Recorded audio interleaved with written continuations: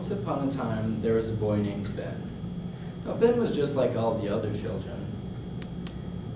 But there was something particularly different about Ben.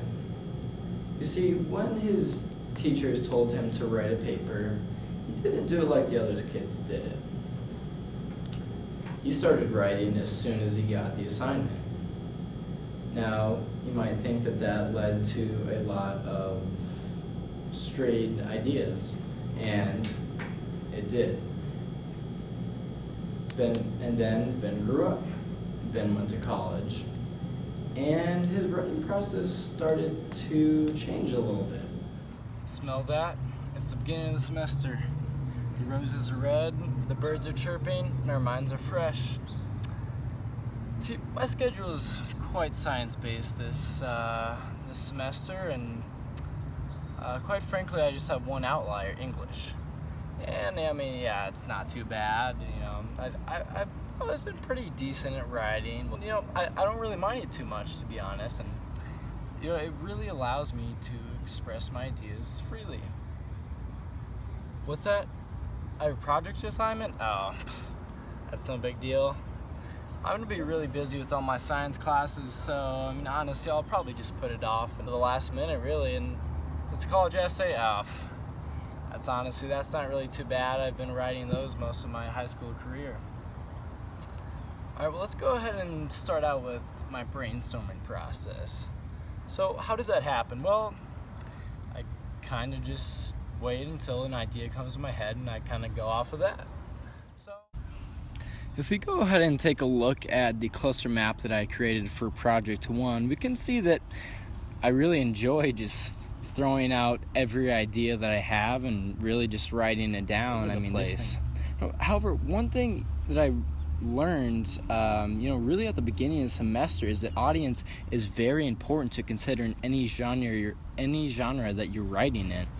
Research I've found is also very important to whatever genre you're writing in. Along came the due date for the outline, so I thought I could really just throw anything together and that'd be fine. Now, if we look at my outline, we can see that it's somewhat poorly put together. I mean, little did I know that the outline is very important to the success or failure of a rough draft. College essays.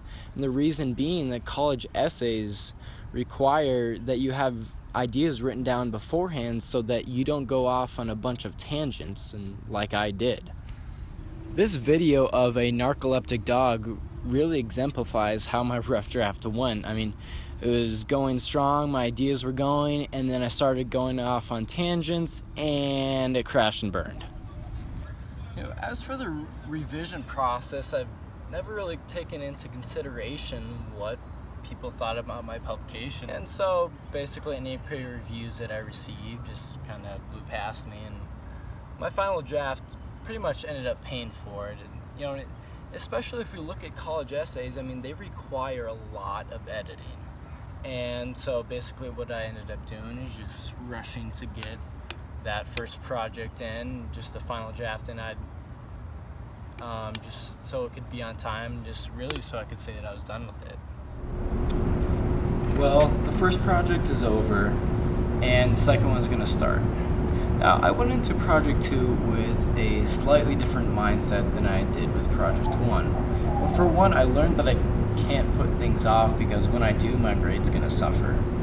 And I'm also a lot less confident and perhaps humbler about this project, and the reason being is because I've never done a podcast before, and it's totally new experience to me. I mean, I've written, not hundreds but dozens of essays, in high school, but this time around, it's going to be different, and this time around as well, I want to have a final product that I'm actually proud of. So how did these projects differ? Well, for one, there wasn't as much brainstorming.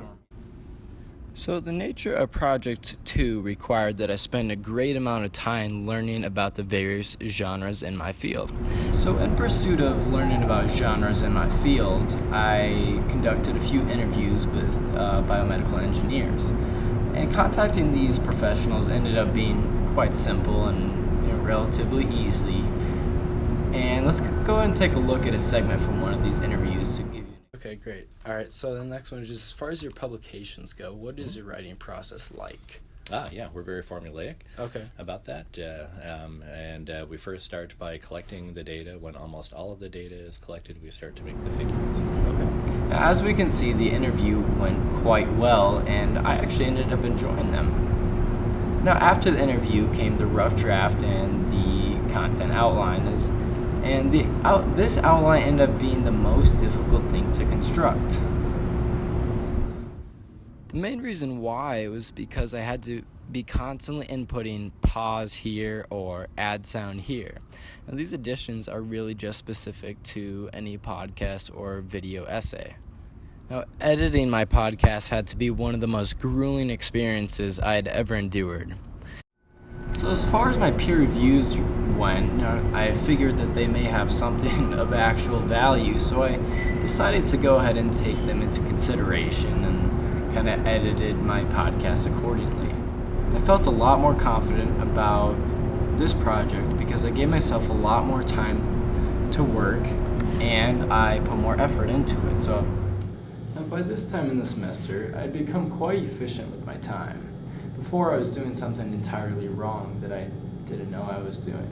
I used to spend all my time on the blog posts to make sure that they were top-notch. As you may have guessed, this left little to really no time to spend on my rough drafts or my final drafts.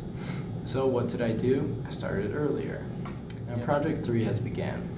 Remember how I had never done a podcast before? Well, I've never done a QRG before either. Now, in order to get myself familiar with the genres, I started going through random topics in online publications like Time Magazine and the Washington Post. It turns out that what I saw wasn't too foreign to me. Since this was an argumentative project, I decided to select social media as my topic. Now, as luck would have it, turns out that my choice of topic didn't follow the assignment rubric. Now, if that wasn't bad enough, I'd already constructed my outline and picked out all of my sources.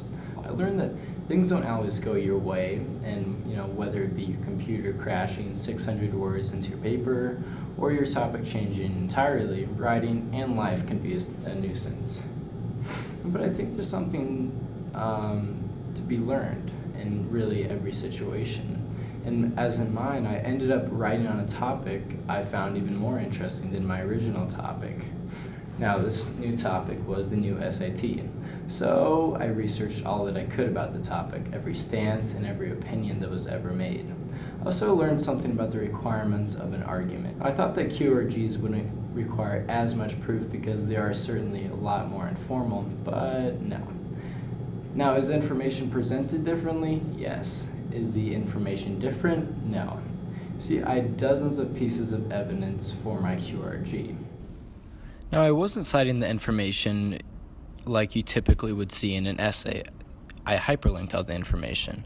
There was also something I learned about my writing process through the construction of my rough draft.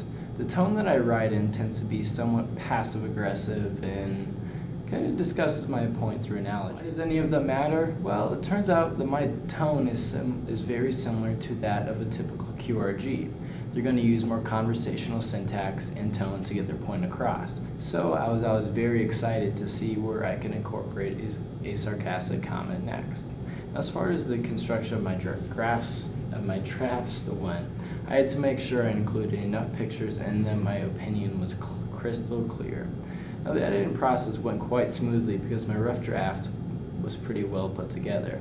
And as far as peer reviews goes, well, I made sure I considered all my peers' opinions about my QRG. Now, because I was the most interested and procrastinated the least, I ended up being probably the most proud of this final product. A day in the life of Ben's writing process is just about over. So what have we learned by examining a day in the life of Ben's writing process? Well, for one, we've learned that he used to be quite the procrastinator. He didn't really care too much about his works and quite frankly just wanted to get the grade. But that changed over time. If we look at Project 2, he began his research earlier. He began putting more time and effort into the construction of his outlines, and thus his rough drafts were easier to write, and then he had a better final product. In terms of things that I could still work on, it's hard for me to find that spark in every project. I really enjoyed the argumentative Project 3, both because it was an argument and because of the topic that I was constructing it about. So really, overall, what we can take away from this is that, for one, writing isn't a math. It's not a math formula. I'm sure genres, they have its typical conventions, and essay is very formulaic and very professional, and QRG is not so much. But beyond those guidelines, there isn't much that you have to follow. Another thing that we learned is that writing isn't, writing is kind of like life, as we saw with the QRG, is that just because it's your writing isn't going as you wanted it to, or you think you're bad at writing or something like that, that doesn't justify giving up. It's just it's really just a roadblock, and it's important to recognize that and just keep continuing on. Then went and tucked himself in. His parents kissed him goodnight, and he went to sleep. Ben lived happily ever after.